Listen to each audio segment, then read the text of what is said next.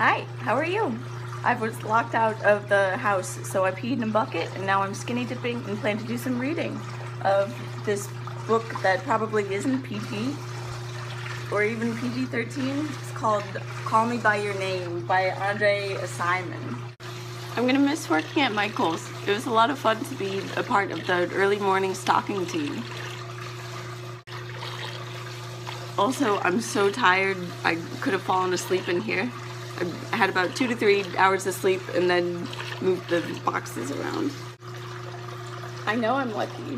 Do you know that you're lucky too? Anyway, here's another story. I decided to buy Marcia a copy as well and begged him to inscribe it for her. They're talking to the writer who has put himself down. I'll go back a little bit. I envied him. I envied the book reading, the party, the friends and aficionados who had come in from the surrounding areas to congratulate him in the little bookstore off our little piazzetta in this little town. They had left more than 50 empty glasses behind.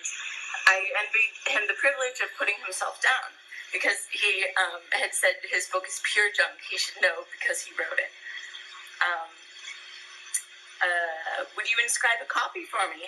Come, yes, sir, he replied. And before the owner had handed him a felt tip pen, the author had already taken out his pelican.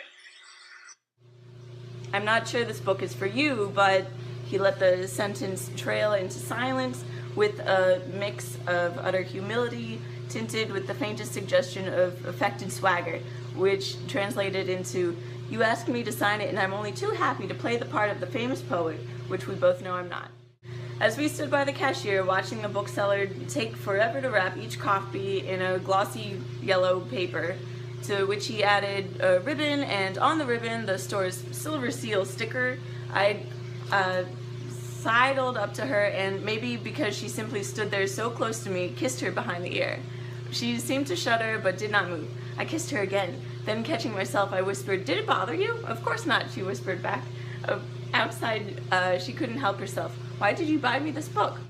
For a moment, I thought she was going to ask why I had kissed her. "Perci mi andava, because I felt like it." "Yes, but why did you buy it for me? Why me a book? I don't understand why you're asking." "Any idiot would understand why I'm asking, but you don't. Figures. I still don't follow. You're hopeless." I gazed at her, looking totally startled by the flutters of anger and vexation in her voice. "If you don't tell me, I'll imagine all sorts of things and I'll just feel terrible." "You're an ass. Give me a cigarette." It's not that I didn't suspect where she was headed, but that I couldn't believe that she had seen through me so clearly. Perhaps I didn't want to believe what she was implying for fear of having to answer for my behavior. Had I been purposefully disingenuous? Could I continue to misconstrue what she was saying without feeling entirely dishonest? Then I had a brilliant idea. Perhaps I'd been ignoring every one of her signals on purpose, to drop her out.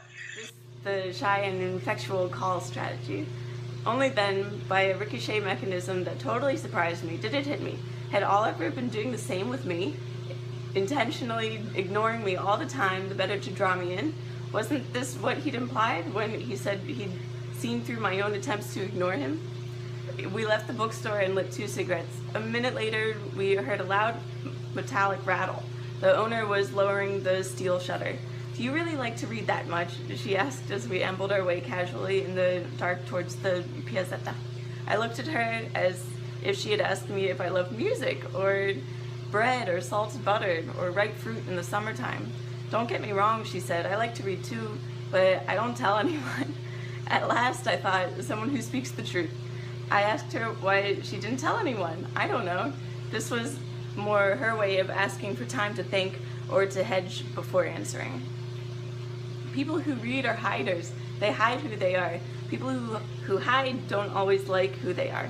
Do you hide who you are? Sometimes, don't you? Do I? I suppose. And then, contrary to my every impulse, I found myself stumbling into a question I might otherwise never have dared ask. Do you hide from me? I'll leave it as a cliffhanger, but I'm really enjoying it. I hope you enjoyed the taste